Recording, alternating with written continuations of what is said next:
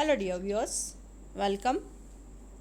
Myself Professor Meshramka Sunetra, Assistant Professor in Department of English, JAT, Arts, Science and Commerce College for Women, Maligaon. The topic of my presentation is a short story written by Ruskin Bond, The Eyes Are Not Here. A short story written by Ruskin Bond, The Eyes Are Not Here. Let's focus on the writer. Ruskin Bond was born on 19th May 1934 in Mussoorie, Himachal Pradesh. He was raised in Shimla, Jamnagar, Dehradun and Mussoorie. He is a noted Indian writer of fiction in English. He spent 4 years as a young man on the Channel Island in London. The most of Bond's writings are heavily influenced by the social life of the hill stations near the foothills of the Himalayas. He spent his youth in the Himalayas. His first work, The Room on the Roof, was written at the age of 17. It was published at the age of 21. It means he started writing at very young age. Nowadays, Ruskin Bond lives in Landour, Mussoorie. He is one of the most loved and celebrated authors of Indian literature. He has written short stories and essays. He is shy and reclusive literary genius. The present story is inspired by his experience in Dehradun.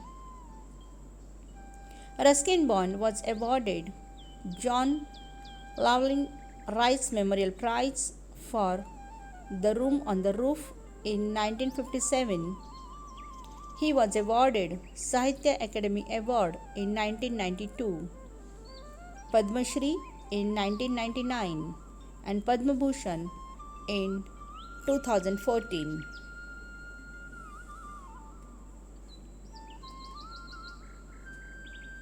The Eyes Are Not Here. The story has one more title, The Eyes Have It, or it is also known as the story The Girl on the Train.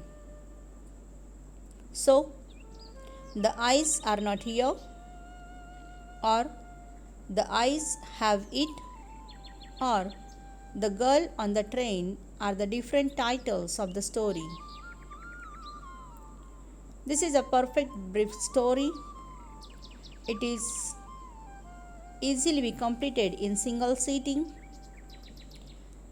There are only 3 characters in the story: the narrator, the girl, and the new passenger. The story is set in a very straightforward and engaging manner. Everything takes place in the railway compartment, and the month of October is chosen to highlight Mussourie's beauty. The story is full with iconic twists and turns. The narrator's efforts to conceal his blindness contain genuine amusement. However, when he learns that the girl is also blind, his humor takes an ironic turn. The Eyes Are Not Here is truly an interesting story. It focuses on the self-concealment of 2 fellow travelers in a railway compartment. The travelers are the narrator himself and the girl whom he meets in the railway compartment while going to Dehradun and then to Mussoorie.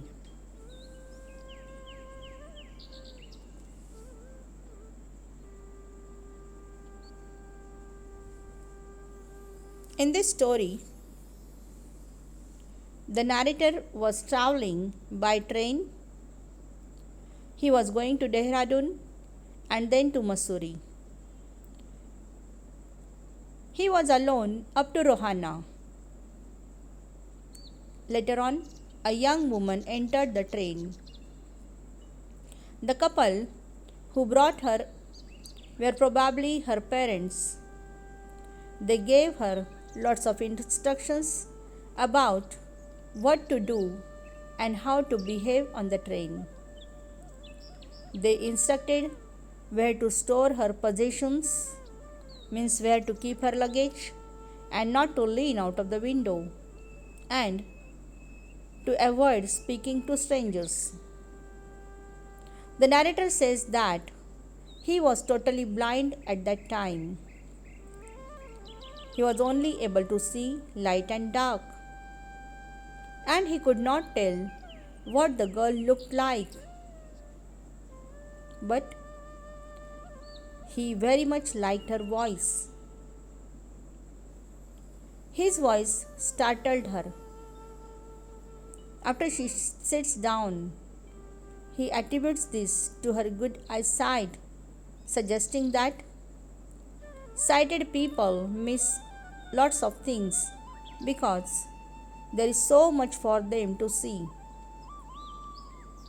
Only afterwards, the irony of this statement is made clear. In this passage, the narrator unexpectedly discloses that he is blind. Once the train departed from the platform, the narrator approached the girl and inquired about her trip to Dehradun. She was taken aback by the voice, as she had assumed that she was alone in the compartment. The girl informed him that she would be traveling to Saharanpur to meet her aunt. The narrator talked about Mussoorie, the destination he was on his way, and he started describing the area's beauty in October.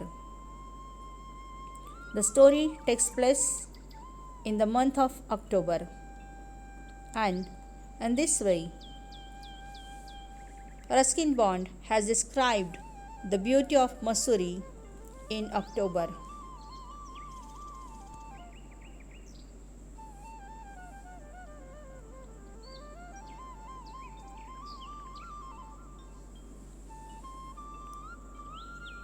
Throughout the conversation, the narrator maintains the conscious presence of having excellent vision. Though he is generally suspect in his word choice, he recalls at one point that he came dangerously close to giving up due to some sloppy remarks. Later on, there is more fascinating conversation between the narrator and the girl. The narrator boldly informs her that she has fascinating face. He passes such comment on her. He says, "You have very interesting face." And she cheerfully responds to his remark. When he says that you have very interesting face, she informs him that she has not interesting but she has pretty face. She says that she is fed up of hearing from the people saying that or commenting that you have a pretty face. Soon the train arrives at her destination and she bids farewell. And then the narrator overhears some disturbance at the door and an apology from the man entering the compartment.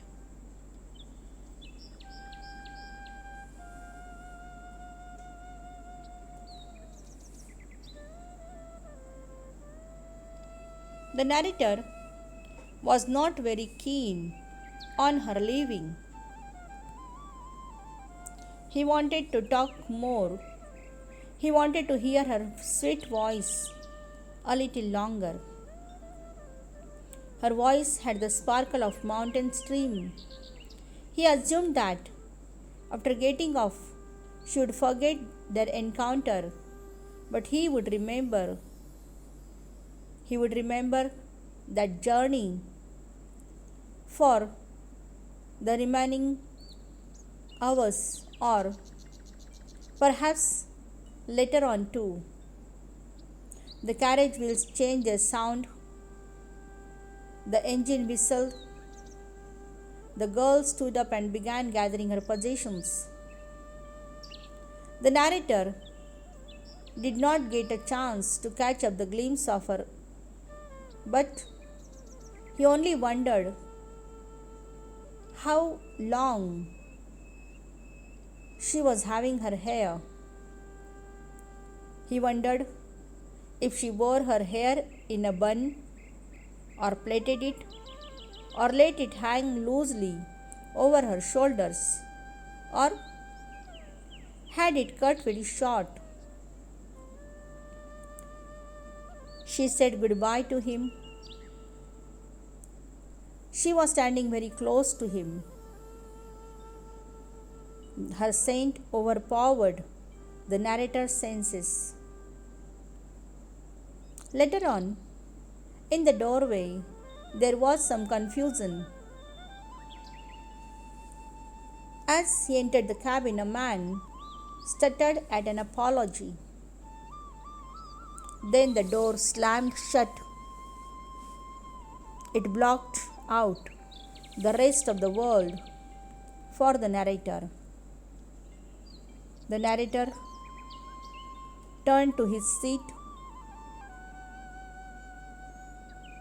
He came back to his berth and prepared himself for a game to play with a new fellow traveler. He once again decided to play the same game with the new traveler.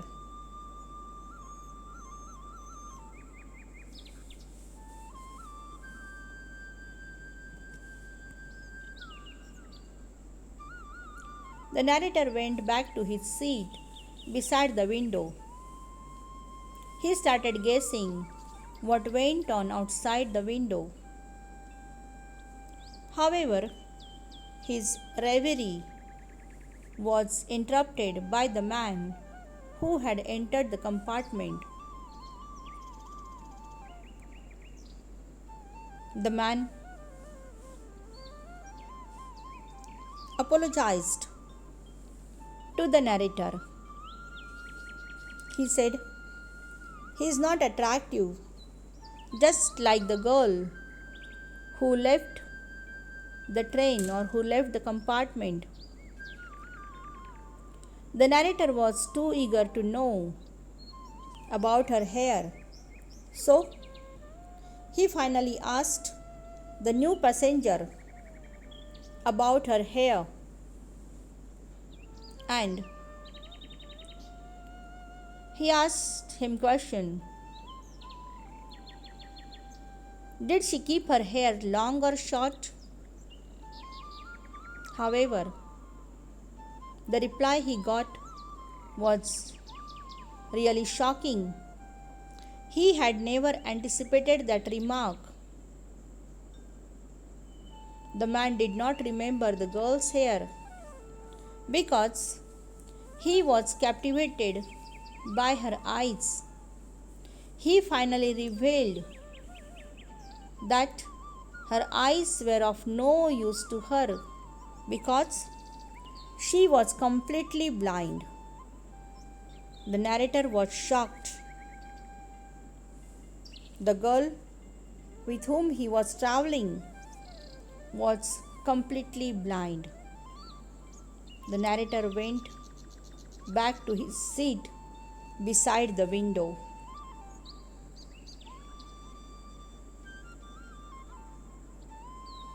Dear viewers, the story is set in very straightforward and engaging manner.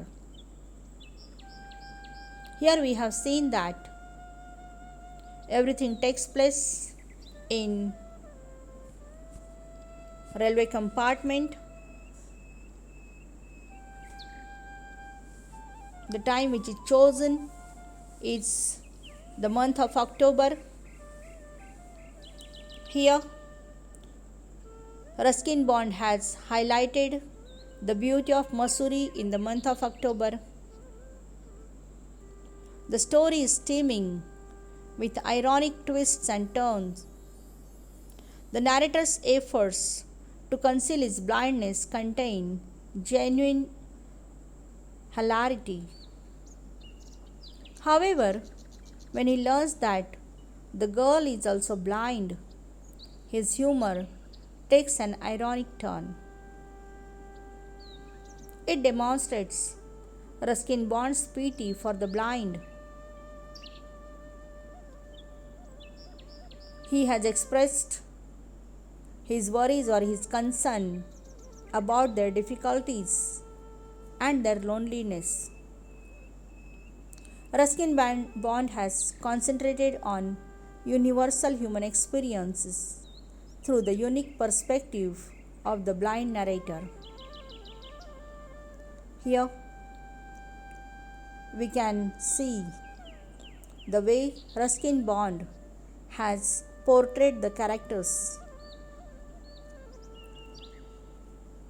Bond, like the great French master Maupassant, has used everyday people to create intriguing settings.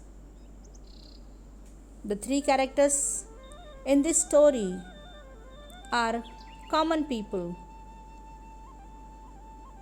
They are just only travelers, and both are blind, and both try to conceal their blindness from each other. The writer has skillfully narrated this short incident in very interesting manner. So, this is an interesting story written by Ruskin Bond. The eyes are not here. So, dear viewers, thank you for watching.